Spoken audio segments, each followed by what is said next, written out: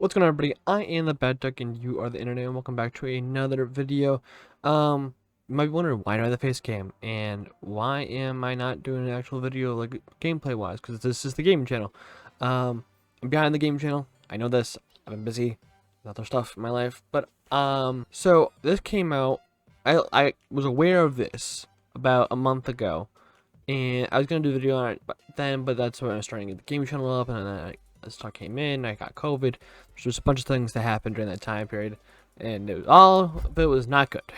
But it came to my attention because I'm a big Pokemon fan. Like, it's like one of the bigger things in my life, and I saw this, and I mean, it's like I gotta do a video on it. It's from Nintendo Live, so this is pretty like reputable, pretty like out there. So let's kind of just jump right into it and see what they rank everything, and I'm gonna do some comments and kind of do like a ranking on the side. Maybe it'll be like right above me. But let's jump in. So number 20, they have Diamond, Brilliant Diamond, and Shining Pearl. I don't hate these games. I do think they rank towards the bottom, just because they're kind of still like it's a 2.5D project rather than a full-on 3D brilliant a 3D Diamond and Pearl, which is what it should have been, but it ended up not being, which is upsetting. But it doesn't ruin it for me, if you know what I mean.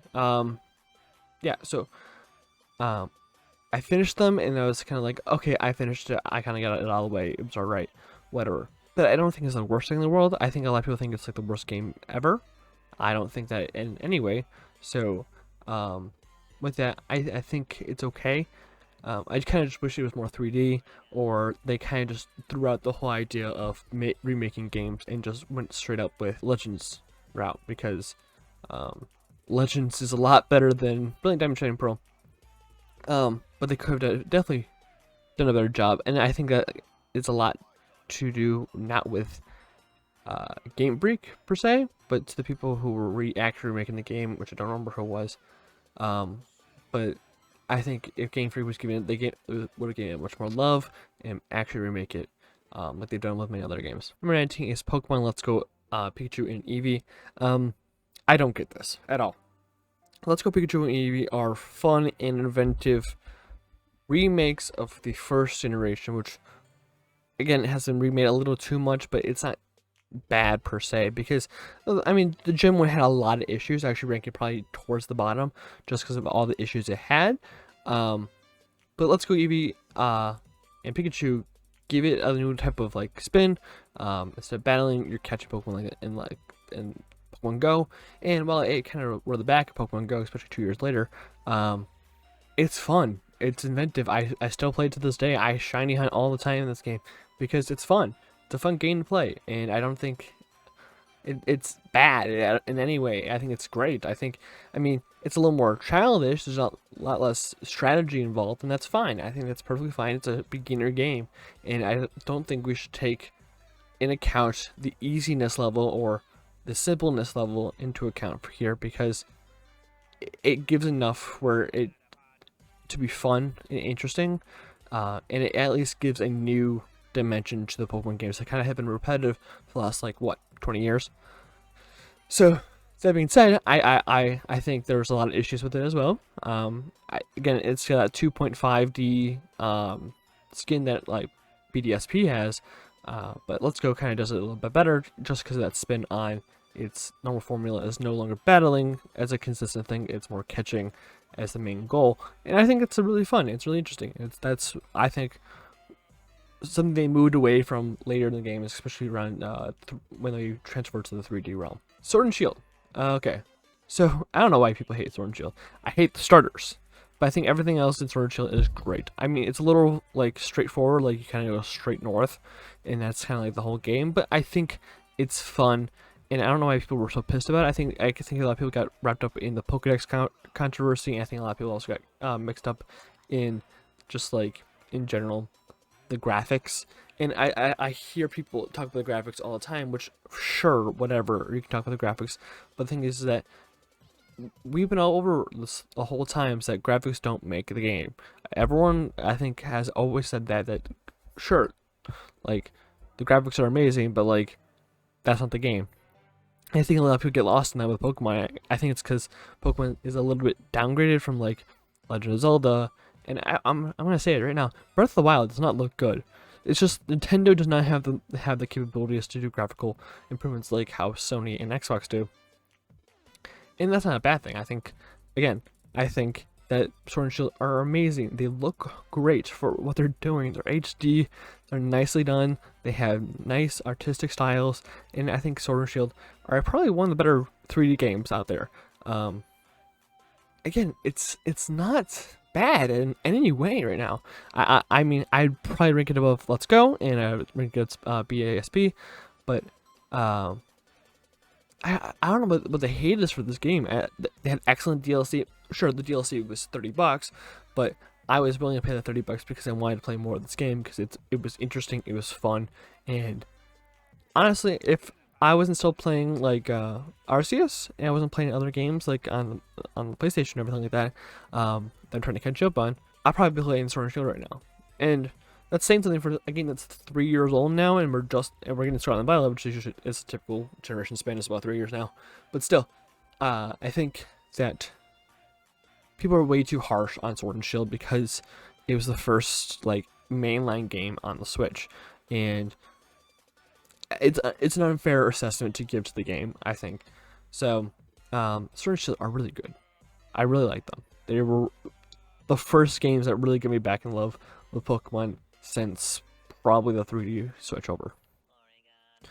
Talking about bad games, Ultra Sun and Ultra Moon are terrible.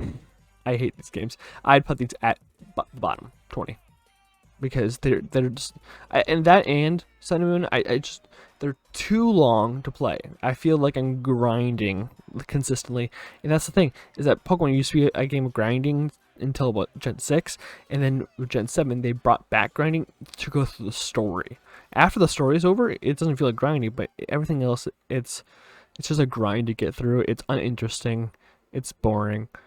Same word, basically. It's interesting, it's boring. The Pokemon aren't the greatest. I mean, there's Vikavolt, and then they have the Alolan forms, but I think other than that, the Z moves are terrible. I'd rather have Mega Evolution back than have any Z moves. Dynamaxing, I forgot to mention, Sword and Shield are great. I think Dynamaxing is a excellent addition. I don't think it's as good as Mega Evolution, but I think it's fun to have all your Pokemon be able to become Kaiju. But Sun and Moon and Ultra Sun and Moon are just not good at games. They're stereotypical. They're boring. They're bland. It just doesn't feel alive. It feels like I'm trudging through like mud playing these games. It's just overall, it's uninteresting. 7.5 and a 7.7 are generous, to say the least. I mean, 7.3, this should be at least 7.7. This should not be a 7.09. That's probably proper. The original Diamond Pearl. Okay, I can see why a lot of people might be upset by this assessment of the original Diamond Pearl. These were my first games, so I played every Pokemon game. Just Diamond Pearl were my first, and I don't have nostalgia about it because I was like 5. But still, I played it. Okay, so I played Diamond Pearl. The thing about Diamond Pearl is that it's incomplete. It's an incomplete game. It's janky. It's slow, and I love it. I love every Pokemon game except for Sun and Moon, and its Ultra. But Diamond and Pearl struggled to make a complete game that was balanced, that was fun, that was fast, that was like paced well. I mean, and it's iconic. Again, it's iconic, but it's not because of Diamond and Pearl. If Diamond and Pearl were left alone, it'd probably be generalized as probably bottom layer of Pokemon games. So, I can see where it comes from, and I actually pretty much agree with this because of how just overall it can be. So, I've done runs in this game recently for the last like 5 years. And it's just not fun to play Diamond Pearl. So that is why I can see it. And yeah, if you're gonna play a Pokemon game from this generation, it's not this game. X and Y. Okay. X and Y I have a soft spot for, but just because I think every Pokemon in X and Y was new and unique and was fun to have, and I think that's all you really need from these games is that how fun it was. While and it gave character customization, which was new and fun and unique, especially for these games. I understand where it's coming from. Typically, people find these as like the easiest games in the series, and they probably are. And again, like I said before, let's go. You should not fault the game for being too easy. I think that's the worst thing possible. I think actually you should benefit a game if it's too easy because it allows accessibility. And I think that's very important, especially in the gaming realm when we have such games that are hard to get into, like League of Legends and shit like that.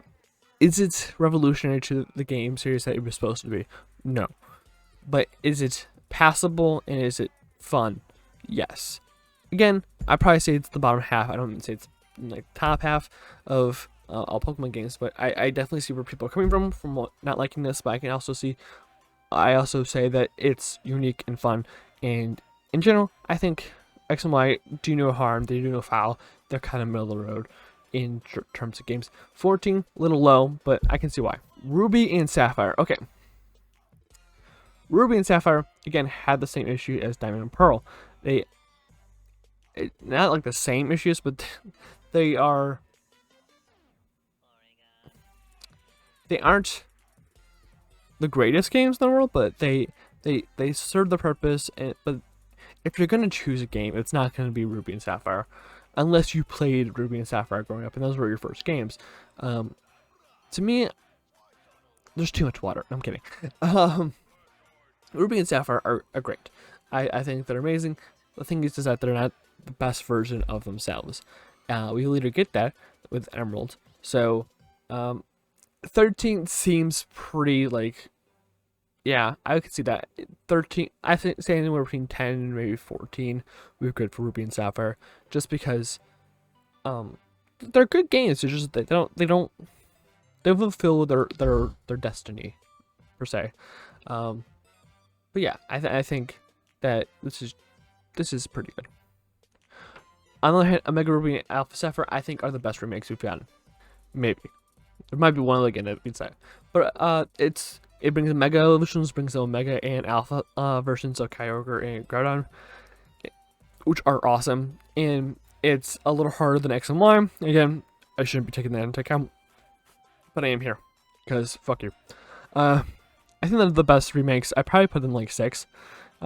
Just because they're fun games. I love Omega Ruby. I play it constantly, and even now, whenever I load the 3DS, the first game I load up is Omega Ruby because it's just so fun. It's one of the best versions of Hoenn. Is it the best version of Hoenn? Probably not, but it's still a great game. I think that the additions to the story, especially with the after story, is great with the Axis and Mega Rayquaza. Mega Rayquaza is also amazing. Yeah, it's overall it's a good game. I think this is way too low. Again, way too much water apparently, but it made a bunch of improvements from X and Y, and it took a lot of the things from Ruby and Sapphire that were probably not the best, and took stuff from Emerald and implemented into this game. And I have to give it props for that because it made a better game overall by taking the best parts of what it had to. Again, this should be in the top echelon and not in the bottom half of this list. Pokemon Red and Blue. Oh, you guys are gonna hate me. Pokemon Red and Blue should be at either the bottom or near the bottom because we gotta give it a lot of props for being the first. But I'm gonna bring Yellow into this because Yellow is a slightly better game, but still not the greatest. There's just so much technological issues with it. There's so many like the bag is just terrible. The bags of this game is terrible. The gameplay is bad. The balancing is terrible. You cannot tell me you beat Sabrina the first time just because of how overpowered she was. Overall, this game is just both of these games and versions are not good. I think Gen 1 might be the worst generation just because of how terrible it was built. And I'm not gonna fault the people who made it because it was the first of its kind. it was just so revolutionary at the time. And I get that. But the thing is I'd rather watch anime of the game rather than play the game, just because of how less painful it is to play, to watch them play. But yeah, it was no good. I think it was just so janky and so just.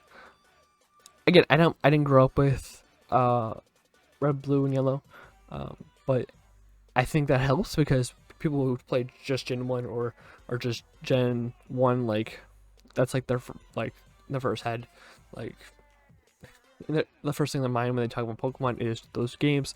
They have just fond memories, and that's great. But the thing is, when you're talking about a game critically, you have to talk about it critically without your nostalgia glasses. And I'm gonna talk about a game later that I have nostalgia glasses for, and I'm gonna critique it properly. But it's just red, blue, and yellow aren't good games, and I have to say that, and I have to be honest about it. They're not good games. Black and white. Okay, here's my nostalgia glasses.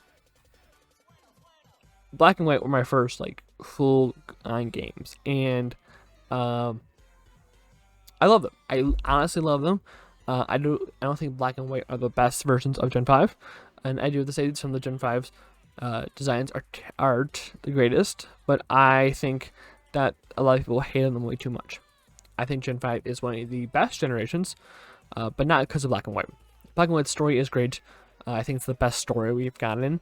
Yeah, I think it's the best story we've gotten in Pokemon. And overall, I think it takes from Diamond and Pearl and Platinum, and takes a step up. And again, I think 9 is pretty okay. I think around 10-ish. It should stay around at least black and white. We'll get into black and white too a little bit, but yeah, I think just this one was a good start to what will later be one of the better generations we've gotten. But overall, I think it's a little weak.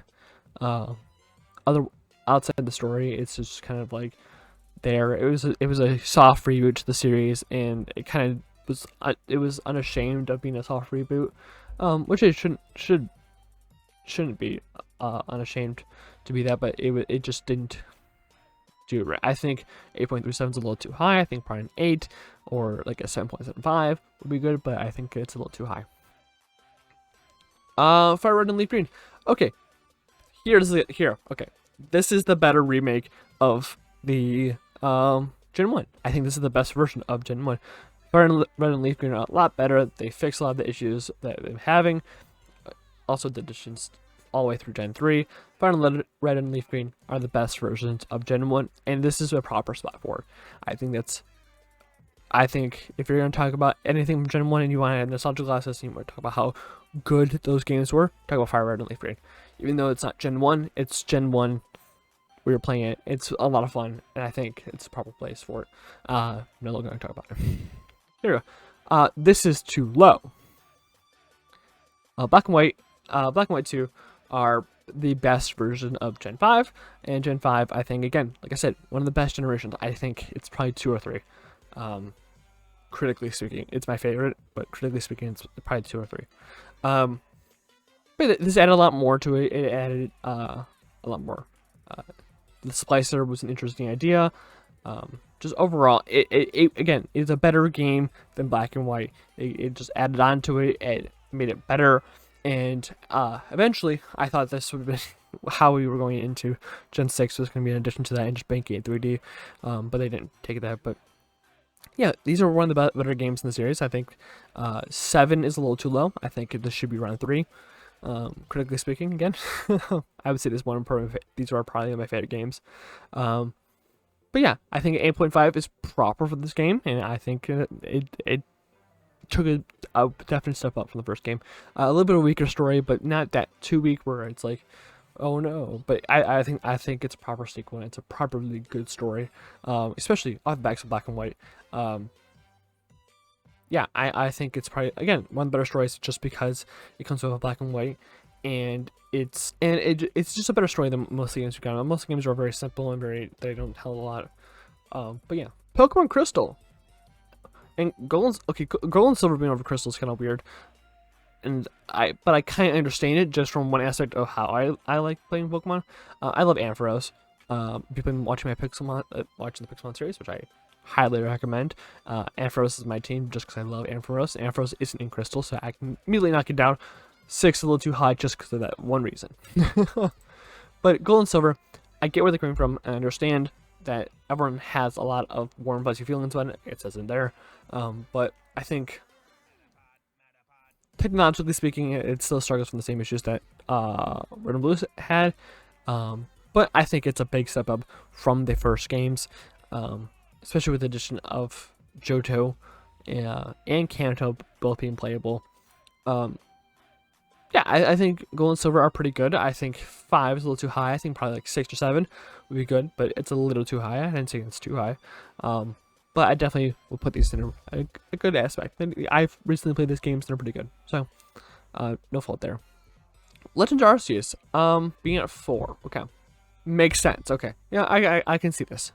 I can see Legend Arceus being this high. It's new, it's inventive, it's fun. It's probably one of the games I've played more of than less of. But yeah, I think Legend Arceus takes a lot of aspects from other JRPGs and stuff like that, and just adds onto them and puts them in the Pokemon world. And I think that's great and awesome. But yeah, I think Legend Arceus shook things up. I think when they're gonna go back to remake Unova eventually, we're gonna get Pokemon Legends Kieran probably. But yeah, I think that when we remake games, we should go through the Arceus route rather than just remaking them like the BDSP or Alpha Ruby, Alpha Sapphire, and whatever it's called. But yeah, I think I can see 4. I can agree on 4. I don't even know where I put it. I probably put maybe 3 or 2. But yeah, I think Legend Arceus is probably one of the better games. Yeah, I can agree with that. Emerald being this high over Ruby and Sapphire is a little disappointing. Well, Ruby and Sapphire was what? We're just gonna skip over that. I don't care if you guys saw it. Ruby and Sapphire was it like 16?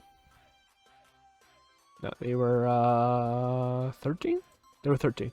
So 13 jumping up to 3, I think it's a little hard to do that. Again, there's a lot of like fixes that Emerald did to the system, but I don't think it's that much better. I think it's I think Ruby and Sapphire should be in the topper echelon. I think probably around 10, and this should be around maybe 5, just because of the addition to get Rayquaza off bat. It's a little more interesting than the original games. I don't think it's that much more interesting, but it had a lot more fixes, and I think when you play Gen 3, you're gonna play Emerald of all games. But yeah, I don't see why it's that much better than the other 2 games. Again, I think there's a lot of additions to it and a lot of fixes and a lot more shifting around for it. But I think Steven's a better final a better champion than what's his face? Oh my god, I don't remember his name. But yeah, it's upgraded, but I don't think it's that much more upgraded. I don't think the additions are necessary to jump all 10 spots, at least in my opinion. Okay, Pokemon Platinum. This is applicable. The 10 spot jump or more, it's probably more. I think it was at like 16 when we looked at it. The jump up here is fantastic. They upgraded the decks, they added more stuff. The Platinum is just the best version of Gen 4. Just no doubt about it. The Gen 4 games are... Diamond Pearl would be looked on as one of the worst Pokemon games if Platinum did not exist. When people talk about Gen 4 and they talk about Diamond Pearl and being spectacular, they're talking about Platinum. They're not talking about Diamond and Pearl. But yeah, I think Platinum is one of the better games. I probably put it, critically speaking, again, like I've been saying all day, probably 1 or 2. Just because Gen 4 had a lot of opportunities that they kind of missed out on, and they went back. They went to Platinum and they said, "Hey, let's do this." Also, helps that Giratina is probably one of my favorite legendaries of all time. But yeah, I think again, Platinum, perfectly spotted. All right, Gold and Silver. Okay, I like Gold and Silver. I've said this before. When you're talking about Gen 4, Gold and Heart Gold and Soul Silver come to mind pretty well for most people. Being 1, I think is a little too high. Again, I'd probably put it in the 6th or 7th spot.